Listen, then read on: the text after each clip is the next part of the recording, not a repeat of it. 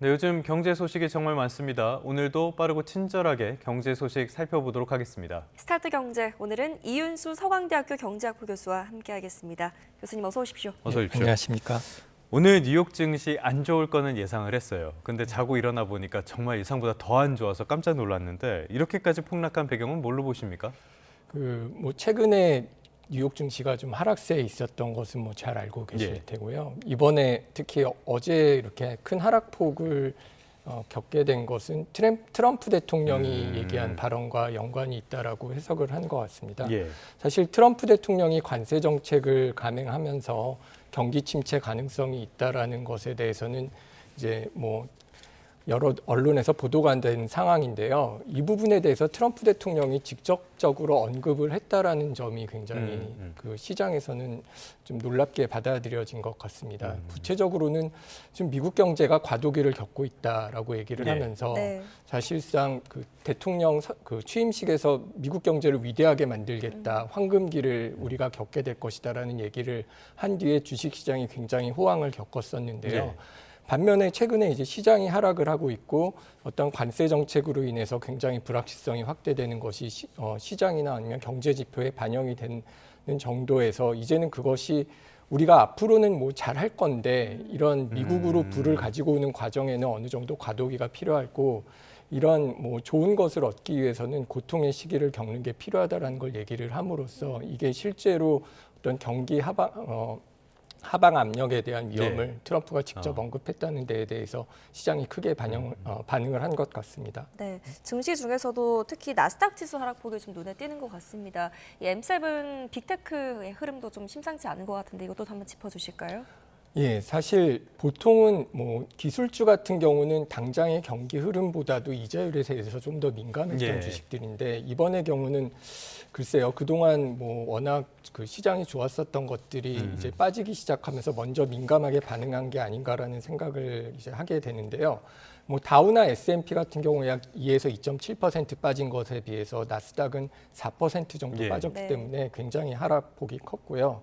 그리고 그동안 이렇게 증시 상승을 주도했던 말씀하셨던 그 M7 그 빅테크 기업들이 직접적인 영향을 받았는데 특히 테슬라 같은 경우는 15%가 빠졌어요. 그러니까 애플이나 메타 이런 것들도 4, 5% 빠지기는 했는데 테슬라 같은 경우는 아마 그 고점에서 거의 50% 가까이 이제 빠진 거기 때문에 굉장히 어제 하락폭뿐만 아니라 지난 한 서너 달 동안의 하락폭이 굉장히 컸다라고 볼 수 있을 것 같습니다. 앞서서 M7이라는 말씀을 드렸는데 이거는 매그니피센트 7이라고 해서요. 뉴욕 증시를 주도하는 나스닥의 7개 대형 기술주들을 뜻하는 말이고요. 최근에 주가 흐름이 굉장히 안 좋습니다. 그러다 보니까 백악관 쪽에서도 지금 어느 정도 진화를 하려고 노력을 하는 것 같아요. 관세로 인한 불확실성이 이르면 다음 달쯤에는 해소될 것으로 예상된다. 어떻게 보십니까? 해소될까요? 예, 사실은 처음에 취임식에서부터 이제 관세를 몰아붙일 것이다라고 생각을 했다가 그게 안 되면서 시장이 어느 정도 안도를 했다가 다시 이제 관세를 하는 관세를 올리겠다는 이제 기사들이 계속 반복이 되면서 시장이 가장 싫어하는 이제 불확실성이 너무 극대화된 측면이 있습니다. 사실 4월 2일 날 관세를 한다라고 했을 때 이 상호 관세를 발표한 다음에 그럼 다음에 또 할 거냐, 다른 관세가 있느냐 이런 불확실성들이 계속 이제 확대되면서 사실 시장이 가장 싫어하는 게 불확실성이지 않습니까? 투자도 잘 안 하게 되고 어떤 불확실성으로 인한 경기 침체 우려가 커지면서 이런 무역 정책과 관련된 불확실성이 앞으로 더 커지지 않겠다라는 것을 이제 트럼프 대통령도 언급을 하고 캐비넷셋 백악관 국가경제위원회라는 게 있습니다. 거기 위원장도 어떤 트럼프의 무역 정책에 관련된 불확실성이 이제 4월 달에는 해소가 될 것이다라고 시장을 좀 안심시키는 발언을 했습니다. 이제 경제가 좀 불안하고 이런 불확실성이 있는데 이런 불확실성이 이제 워싱턴발의 경기 침체에 대한 우려를 좀 잠재시키려는 노력이라고 볼 수 있을 것 같습니다. 네, 그래서 지금 트럼프는 이런 시장 반응에 연연하지 않겠다라는 입장을 고수하고 있는 것 같습니다. 근데 지금 미국의 국채 금리가 3%대로 떨어졌거든요. 국채 금리에는 또 집중을 하는 것처럼 보여요. 예, 사실 트럼프에 대해서 우리가 트럼프와 금리에 대해서 생각을 해보면 예. 연준에 대해서 이자율 낮춰야 된다는 얘기만 계속하다가 그렇죠. 사실 지금은 그 소리가 좀 사라지지 않았습니까? 네. 그 이유가 사실은 시장에 중요한 거는 장기 금리고 그 장기 국채 금리가 말씀하신 것처럼 떨어진 건데요. 이 트럼프가 사실은 그 주식 시장에 대한 언급을 별로 안 하는 것이 예. 시장에서는 좀 관심사였습니다. 그 트럼프 일기에서는 주식 시장에 매일 대해서 얘기했죠. 매번 예. 굉장히 주식 시장이 호황이었고 이것에 대해서 봐라 주식 시장 봐라 주식이 굉장히 좋고 미국 경제가 좋을 거다라는 식의 얘기를 하다가 이번 트럼프 얘기에서는 사실 주식 시장보다도 뭐 그 국가 부채 예. 어떤 그 다음에 정부의 지출, 정부의 효율성 이런 것들에 대해서 강조를 했는데 말씀하신 대로 이자율에 대해서 관심을 가질 수밖에 없는 이유는 미국의 국가 부채가 엄청나게 많기 때문입니다. 지금 현재 미국의 국가 부채가 약 36조 달러, 예. GDP의 1.2배 정도 됩니다. 이게 15년간 2배 정도 늘어난 거고요.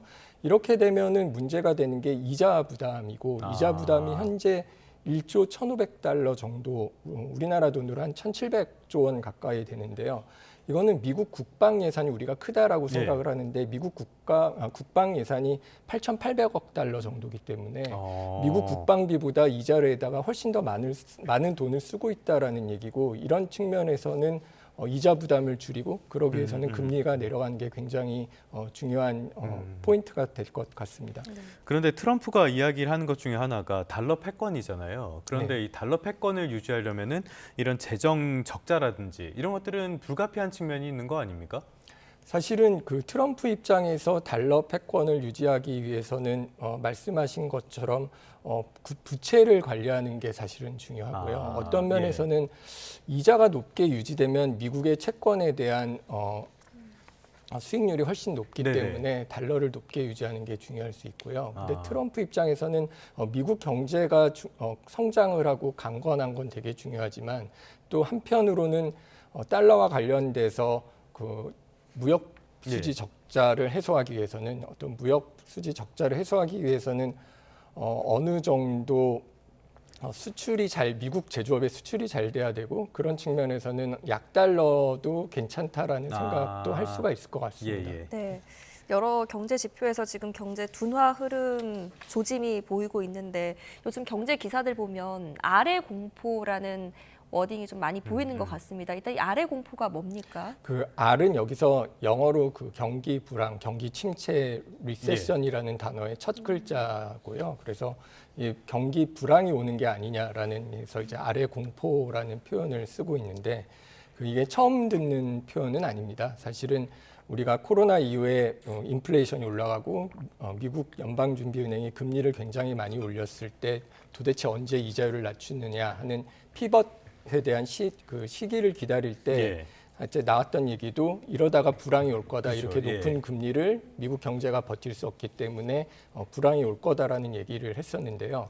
그때 불황에 대한 우려는 사실 금리가 너무 높은 것이었다면 이번에 불황에 대한 우려는 사실 관세 정책이 원인이라고 볼 수 있을 것 같습니다. 사실은 미국 연준이 금리를 인하하는 것 속도를 예상보다 늦출 정도로 시장이 상당히 좋다라고 생각을 했는데 사실은 그 트럼프의 관세 정책이 예상보다 충격적으로 오고 그와 더불어서 불확실성이 굉장히 커지니까 이 관세 정책 자체가 뭐 과연 경기 침체를 가지고 올 것이냐에 대해서는 뭐 좀 논의가 있는 것 같습니다. 그렇지만 말씀하신 대로 이 경기 둔화를 가지고 오는 것은 좀 확실한 것 같고요. 말씀하신 대로 이제 경기 둔화가 경기 침체로 이어지는 것이 아니냐라는 측면에서 그 아래 그 공포라는 단어가 심심치 않게 등장하고 있는 것 같습니다. 네. 그러다 보니까 미국의 대형 은행들 이쪽에서도 성장률 전망치를 낮춘다든지 경기 침체 확률을 높인다든지 이런 움직임이 있는 것 같아요. 그런데 이 침체만 오면은 뭐 그렇다고 치겠는데 물가 우려까지 지금 있는 상황이잖아요. 실제로 1년 뒤 기대 인플레이션율 이게 중간값이 3.1% 나왔다고 하는데 이런 거를 우리가 어떻게 분석해야 됩니까?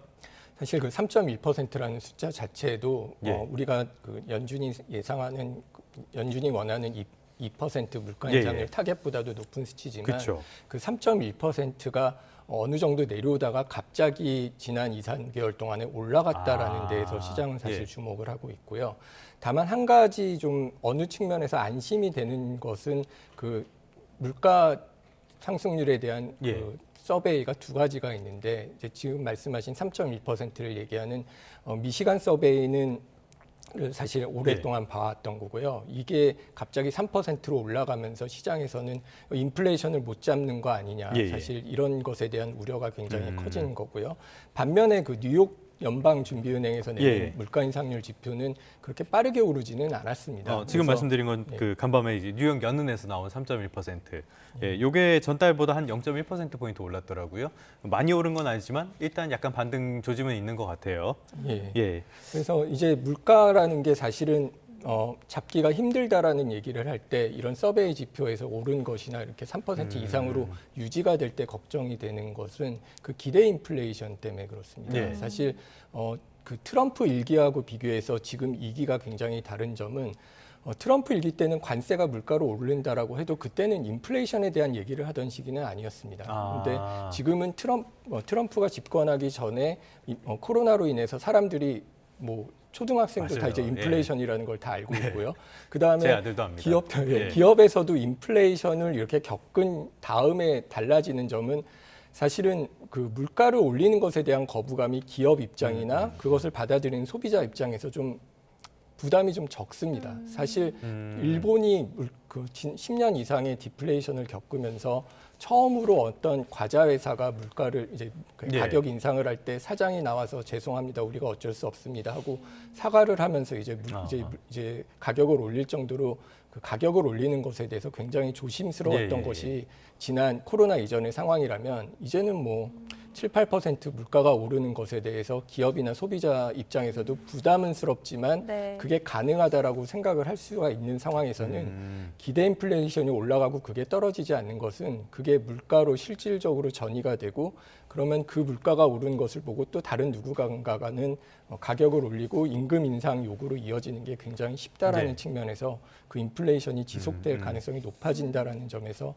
문제의 심각성을 볼 수 있을 것 같습니다. 네, 이 트럼프의 관세 정책이 물가뿐만이 아니고 비트코인 가상화폐에도 좀 영향을 주는 것 같습니다. 보니까 가상화폐 대장주 비트코인이 다시 8만 달러 선으로 내려간 모습인데 앞으로 비트코인 가격 전망 어떻게 하십니까? 그 비트코인 전망은 뭐 굉장히 어렵습니다. 어렵죠. 뭐 예전에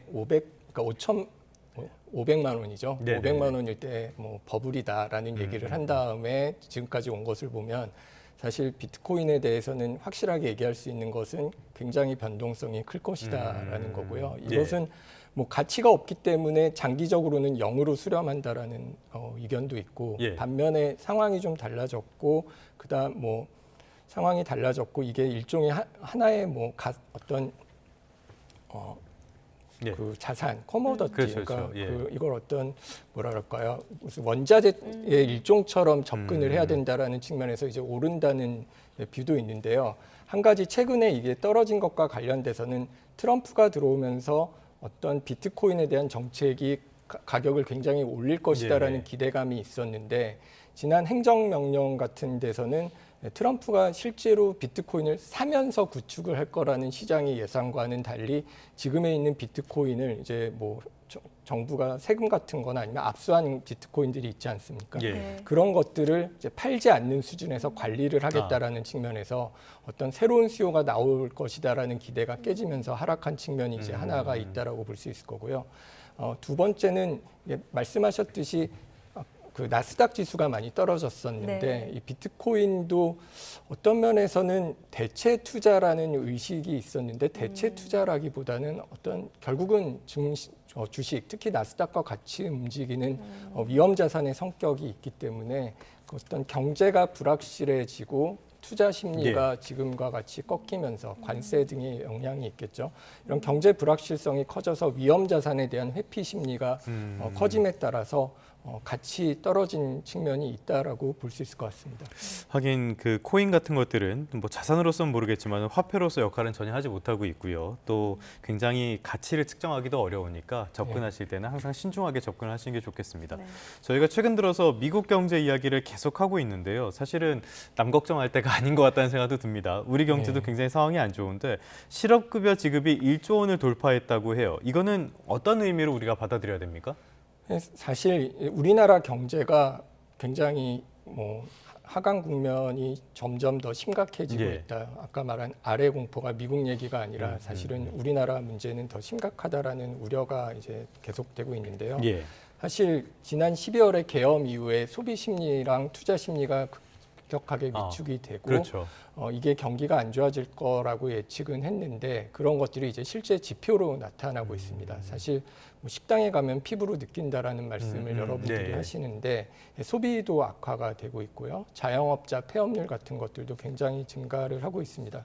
특히 고용시장 같은 경우는 이제 고용보험과 관련돼서 그 실업급여, 실업자 수가 예. 늘어나니까 이게 그 1조 원을 돌파하고 이런 실업급여에 대한 지급액이 늘어나는 것은 어떤 면에서는 경기가 침체된 것을 보여주는 하나의 수치에 불과할 수 있고요. 예. 근데 이 고용시장과 관련돼서 또 주목해야 될 거는 이 고용보험 가입자의 증가폭이 좀 둔화했다라는 겁니다. 이게 21년 만에 최저 수준인 건데요. 예.